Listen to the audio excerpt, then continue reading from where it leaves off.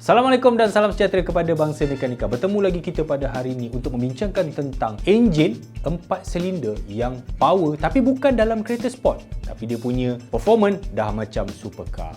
Tapi kepada anda di luar sana yang baru saja menemui channel Mekanika Malaysia, sudilah kiranya anda menekan butang subscribe, butang like dan juga butang lonceng. Dan jangan lupa, Mekanika sekarang dah ada TikTok. Follow lah. Enjin 4 silinder ia menjadi pilihan wajib bagi kebanyakan kereta penumpang yang ada dalam pasaran sekarang. Kalau kita tengok enjin 4 silinder ni biasa je. Dulu-dulu yang power 4 silinder ni datang majoritinya daripada Jepun. Kita boleh tengok ada enjin SR20, 4G63, EJ20, CA18, 3SGTE, 4AGZE, banyak lagi lah. Tapi perasan tak satu benda? Enjin 4 silinder daripada Jepun ni dia kena ada force induction, sama ada turbo, supercharged ataupun kedua-duanya lah. Okey, tapi waktu itu era-era 90-an ni, enjin yang 4 silinder yang power ni dia tidak maju macam enjin sekarang. Okey, teknologi pembakaran, teknologi suntikan bahan api ECU dia tidak maju. Apatah lagi waktu itu juga horsepower dia mungkin besar tapi minyak, ya ampun, ke darah dia memang tak ingat dunia lah. Lagi satu, enjin bila dah besar 4 silinder, nak bawa dia pun dia tidak senang sangat sebab gearbox dia waktu itu dia tidak canggih macam gearbox yang ada pada hari ini. Sebab itu pada era tu kebanyakan manufacturer di luar Jepun, Itali, Jerman, US semua dia menggunakan enjin yang besar tanpa force induction. Contohnya dia pakai inline 6, dia pakai V6, pakai V8, pakai V10 dan juga mungkin pakai V12. Tapi sekarang, sekarang supercar pun dah banyak pakai enjin inline 6 je. Ada supercar yang pakai 4 silinder saja. V8 ke V12, V10 ni dah semakin pupus. Kalau kereta sport kecil, compact, sekarang 3 silinder ada, 2 silinder pun ada. Tanpa membuang masa lagi, ini kami senaraikan 6 buah kereta dengan enjin 4 silinder yang laju gila. Tapi dia bukan supercar pun. Ada ke?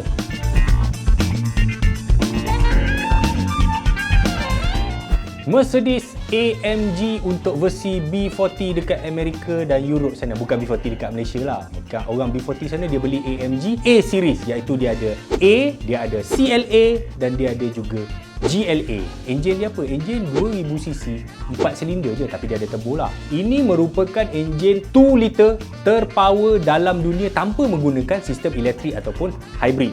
Berapa power dia? 382 horsepower, 480 Nm of torque. Gearbox DSG 8 speed dan pacuan 4 roda sepenuh masa. Mercedes ni dia claim tahu berapa? 0 to 100 speed dia dalam 4 saat. Tapi sebenarnya bila orang buat test, independent test ni, dia orang dapat di bawah daripada tu. 0 to 100 dia orang boleh dapat sekitar 3.7 saat. Wah, ini dah macam liga supercar. Nombor 2, Volkswagen Golf R. Volkswagen ni kalau dengan Golf ni memang orang tahulah sebuah kereta hatchback yang laju dan power. Tapi ramai orang tidak tahu bahawa rahsia sebenar Golf ni datang daripada enjin dia, iaitu EA888. Kalau anda nak tahu enjin 4 silinder turbo EA888 ni, ia adalah daripada kumpulan Volkswagen, yang mana Volkswagen pun pakai, Audi pun pakai. Bukan Golf saja, dia ada dekat Passat, dia dekat Audi A4. Banyak kereta yang pakai dalam kumpulan Volkswagen tadi. Tetapi yang paling power di tune adalah di dalam Volkswagen Golf R. Rahsia dia punya blok pembakaran tu diperbuat daripada cast iron. Dia punya cylinder head tu daripada aluminium. Wah, kalau overheat macam mana? Dah tak boleh skim head kot. Selain itu, dia ada variable valve lift dan juga injector berkembar. Berapa power dia? 315 horsepower dan 400 Nm of torque. Performance dia macam mana?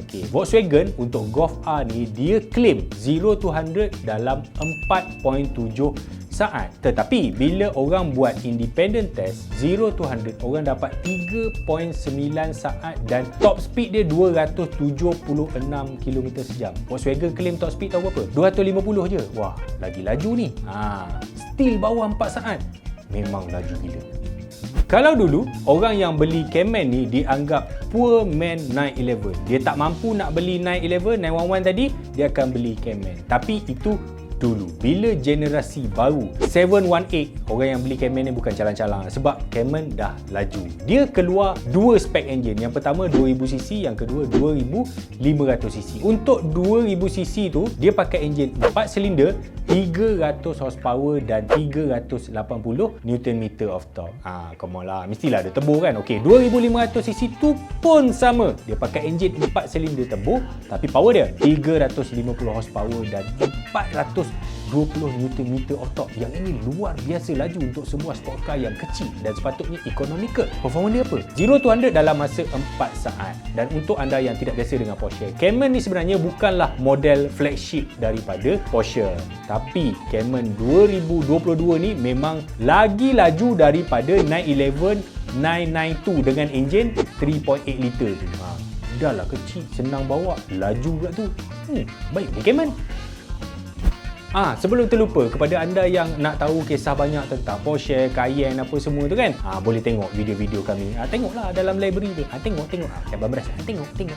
Yang keempat, BMW M235i Grand Coupe. Enjin dia apa? B48. 2000cc 4 silinder turbo. Okey, kalau Volkswagen dia ada EA888, BMW dia ada B48 yang juga digunakan pada banyak model, banyak kereta, termasuklah kereta Jepun.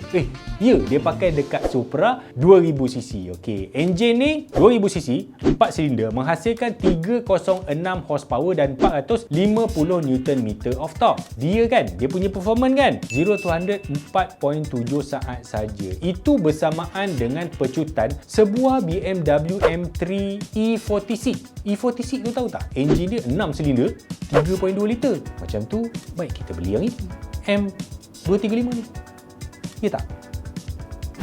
Yang seterusnya, Toyota GR Supra, sebuah Supra kelahiran BMW. Sama macam tadi, dia pakai enjin B48 2000cc dan 4 silinder menghasilkan, yang ni rendah sikit, 255 horsepower dan 400 Nm of torque. Sebenarnya enjin ni dia pakai dekat M tadi, dia pakai dekat tu yang 5 Series 530i tu sama. M Sport pun dia pakai enjin yang sama. Bezanya dekat Supra ni dia tuning lagi, bagi lagi sedap. Untuk performance 0 to 100 dia mencatat 4.7 saat. Kalau tengok dekat YouTube kan, ada banyak tuner dia ambil enjin ni, dia develop lagi, dia upgrade lagi, ada yang sampai 600, 800, 1000 horsepower. Itu membuktikan bahawa BMW dah pandai buat enjin yang sama lasaknya dengan enjin tu zaman 1JZ, 2JZ Supra buat 90-an tu. Akhirnya BMW dah pandai. Yang keenam, sebuah kereta daripada Korea iaitu Kia Picanto. Jangan tak tahu Kia Picanto ni laju. Okey, salah. Hyundai Veloster N. Tiada siapa sangka Hyundai akan masuk ke dalam liga enjin 4 silinder yang terpower di dunia. Ya, Hyundai ni kita tahu dia membuat kereta-kereta yang bosan. Ya, tuan-tuan. Tapi sekarang Hyundai dah bukan macam tu. Dia orang buat kereta yang laju dan juga kalau kita tengok persaingan kereta elektrik, Hyundai Ioniq, Kia EV6 tu kan. Korea ni memang dah, to be honest, depan daripada Jepun sekarang dalam persaingan kereta elektrik. Okey, tapi itu kereta elektrik lah. Okey, kita nak cerita tentang Veloster N. Enjin dia 4 silinder 2000cc dengan turbo. Ini merupakan manifestasi Hyundai kepada dunia otomotif kereta sport yang dia nak cakap, kau ingat aku buat Elantra je ke? Kau ingat aku buat Sonata je? Kau nampak tu Veloster N tu? Nampak? Laju kan?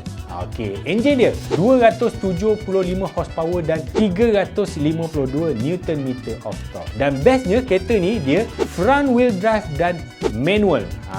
Untuk orang yang dah pakai kereta ni, kalau boleh cek, dia orang banyak buat independent test. Kereta ni 0 to 100 mencatatkan masa cuma 4.8 saat. Boleh tahan Okey, itulah tadi 6 buah kereta 4 silinder yang terpower dalam dunia, tapi bukan kategori supercar, sport car. Okey, perasan tak kenapa banyak yang tadi dia claim tu macam tak laju tapi kereta dia sebenarnya laju. Okey, kita kena ingat macam ni. Kebanyakan kereta yang kita senaraikan tadi merupakan global product, dijual di seluruh dunia. Seperti biasa, manufacturer ni paling takut dengan undang-undang Eropah, Euro. Euro ni memang pelik sikit dan dia peraturan dia sangat ketat, especially perihal keselamatan. Ingat tak dulu waktu waktu motor zaman awal 2000 ujung 90-an itu berebut-rebut siapa motor paling laju, siapa motor boleh rentas kelajuan 300 km sejam. Yang masa itu perlumbaan menggila sampaikan manufacturer ni takut kalau kita buat laju-laju ni nanti Europe dia halang masuk macam mana, kita dah tak boleh jual. Jadi berlakulah gentleman agreement di antara Big Four dekat Japan, Honda, Yamaha, Kawasaki, Suzuki. So dia sekat power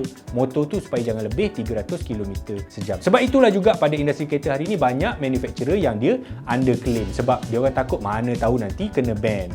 Lebih kurang itulah kot, saya rasa lah. Dan kita akan dapat menyaksikan pada tahun-tahun mendatang bahkan banyak lagi enjin 4 silinder ni di-develop dengan power yang besar. Twin charge, hybrid, turbo, supercharge. Sebelum bila? Sebelum EV mengambil alih industri automotif secara keseluruhan. Jadi kesimpulan dia apa? Kesimpulan ni kalau nak beli kereta 4 silinder yang sedap, anda kena beli sekarang.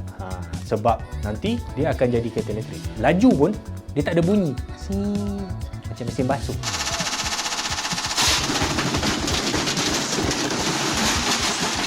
Takkan nak kata, mesin basuh aku bawah 4 saat.